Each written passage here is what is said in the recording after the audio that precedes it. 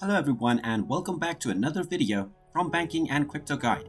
In this video, I'm going to show you how to log into your account on Discover Student Loans. To find out how, make sure you watch this video all the way until the end. And before we begin, just hit that like and subscribe button real quick and let's get started. First of all, you will need to open up your web browser. So go ahead and open it up. And then in the address bar, just type in discover.com/student-loans.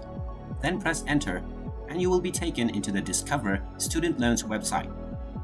Now in order to log into your account, just click on the login button at the top right corner.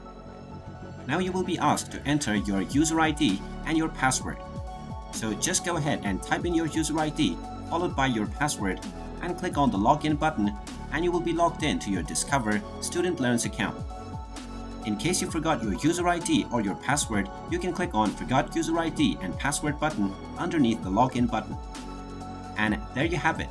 That is how easy it is to log into your account on Discover Student Loans.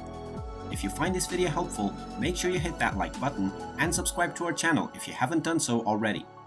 Also ring that notification bell to never miss another update from us. Thank you for watching and I will see you again in the next video.